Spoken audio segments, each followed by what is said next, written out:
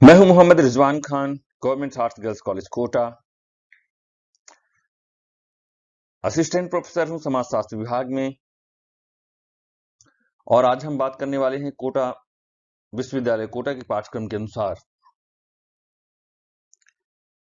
दूसरे प्रश्न पत्र पर। और दूसरा प्रश्न पत्र है भारतीय समाज, जिसे हम जानते हैं और भारतीय समाज में हम रहते हैं। मतलब हम पढ़ने वाले हैं अपने ही समाज को। और इसमें से आज हमने जो विषय चुना है वह है हिंदू विवाह के स्वरूप। मतलब हिंदू विवाह के प्रकार क्या क्या है। तो मुख्य रूप से जो धार्मिक ग्रंथों के आधार पर हिंदू विवाह की जो विधियां हैं, जितनी विधियों का उल्लेख किया गया है, तो वो कुल 8 विधियां हैं। और ये आपको याद रखना चाहिए। कई बार कंपटीशन के कुछ एग्जामों में भी इस प्रश्न को पूछ लिया जाता है कि हिंदू विवाह के कितने स्वरूप हो सकते हैं, हिंदू विवाह कितनी विधियों से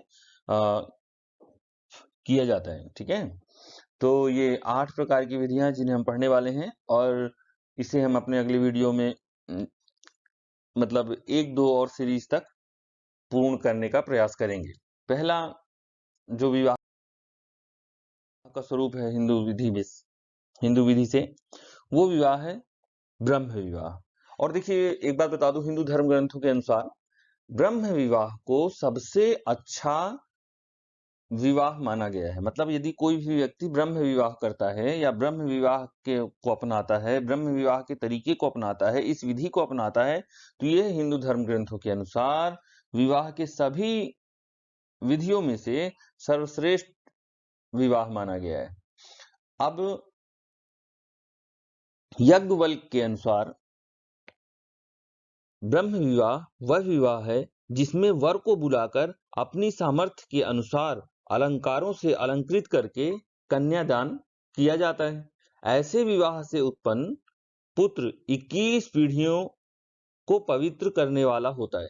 अब देखिए, ऐसे में क्या होता है, किसी योग्य वर को बुलाया जाता है और योग्य वर को बुलाने के बाद उसे अलंकृत किया जाता, उसे जो है अपनी कन्या का दान किया जाता है अलंकारों से अलंकृत करके।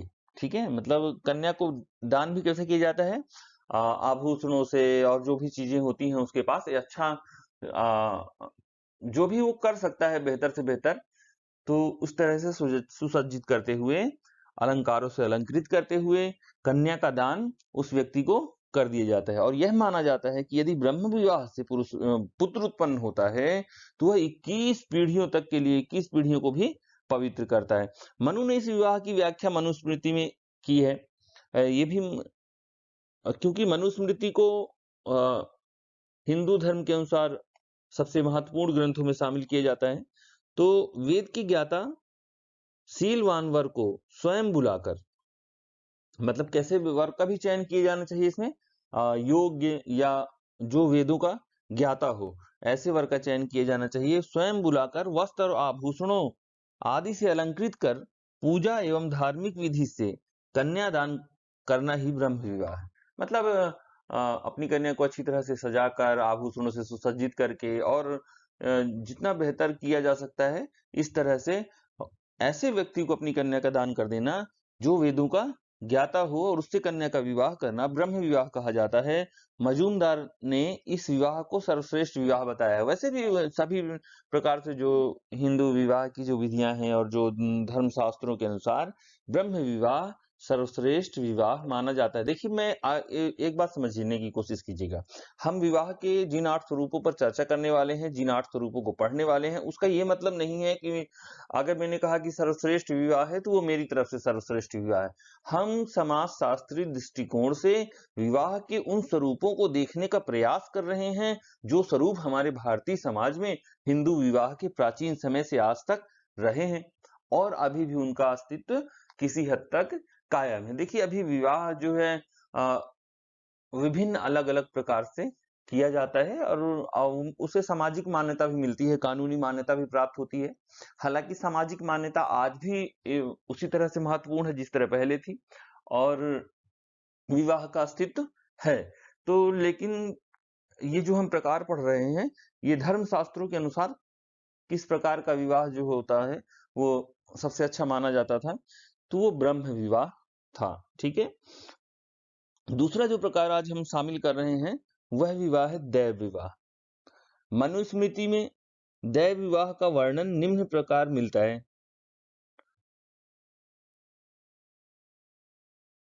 मतलब इस वाक्य को पढ़कर मैं आपके सामने शाब्दिक रूप से वह परिभाषा रखना चाहता हूं, जिसके बाद हम इसका विस्तार से वर्णन करके इसको समझने का प्रयास करेंगे। तो देखिए, इस वाक्य को पढ़ते हैं। सत्कर्म में लगे पुरोहित को जब वस्त्र और आभूषणों के से अलंकृत कन्या दी जाती है तो इसे दैव विवाह कहा जाता है।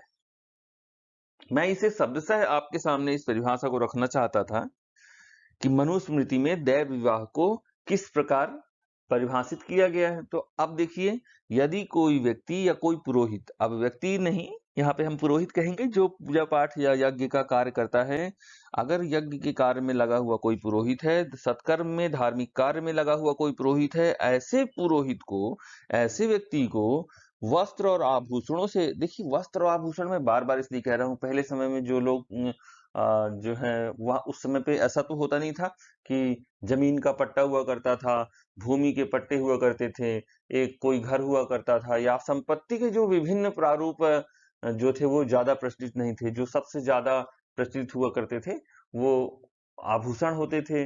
आभूषणों का लेन देन जो है बहुत महत्वपूर्ण समझा जाता था। तो इसमें कहा गया है कि वस्त्र और आभूषणों से अलंकृत कन्या जब दान दे दी जाती है ऐसे व्यक्ति को, देखिए विवाह को कन्यादान के रूप में ही माना जाता है। ठीक है, जहां भी मैं कन्यादान की बात कर रहा हूं तो आप समझ जाइएगा, विवाह के द्वारा उसे कन्या दिया जाना, क्योंकि विवाह संस्कार जो है कन्यादान के स्वरूप में माना जाता है। तो आप इस बात को समझ गए होंगे कि अगर ऐसा विवाह उस पुरोहित को वस्त्र और आभूषणों से अलंकृत कन्या जब दे दी जाती है तो ऐसे विवाह को दैव विवाह कहा जाता है। अच्छा, हमारे यहाँ प्राचीन काल से ही धार्मिक अनुष्ठानों का, जैसे यज्ञ, आज भी आपने देखा होगा कई जगहों पर यज्ञों का आयोजन किया जाता है ना। तो इन अनुष्ठानों का विशेष महत्व था। और फिर उसमें क्या किया जाता है, बड़े बड़े पुरोहित बुलाए जाते हैं, नामी गिरामी पुरोहित बुलाए जाते हैं, या अच्छे पुरोहित बुलाए जाते हैं जो कैसे हो, बिल्कुल संत हो। ठीक है, मतलब ऐसे पुरोहितों को बुलाई जाती है, उनकी सामाजिक प्रतिष्ठा होती है, और इन अनुष्ठानों की भी सामाजिक का भी सामाजिक महत्व होता है। जो इन पवित्र कार्यों को, मतलब जो यज्ञ होते हैं, इनको उन्हीं व्यक्तियों के द्वारा किया जाता है जो अच्छे पुरोहित होते हैं।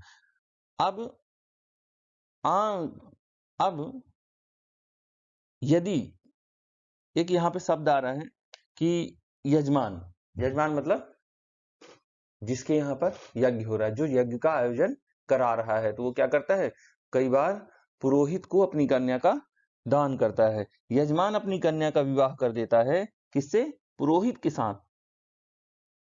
तो ऐसे विवाह को दैव विवाह कहा जाता है।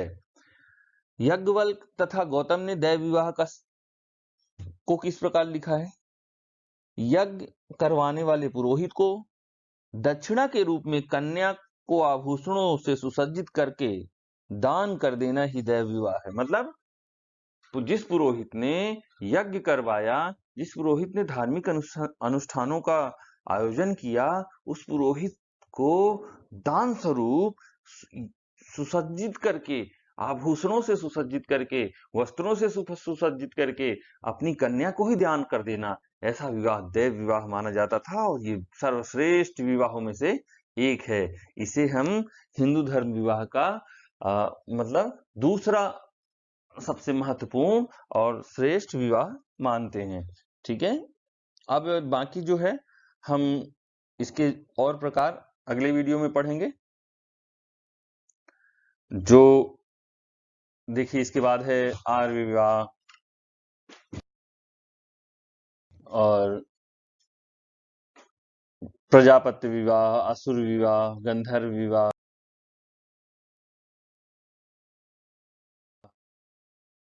अभी आप लोगों को अच्छा लगेगा, क्योंकि आपको विवाह के वो स्वरूप भी देखने को मिलेंगे जिनके बारे में हो सकता है कि आप लोगों ने ना सुना हो। ठीक है, तो धैर्य रखिए, सुरक्षित रहिए और दूसरों को भी सुरक्षित रखिए, स्वस्थ रहिए। धन्यवाद।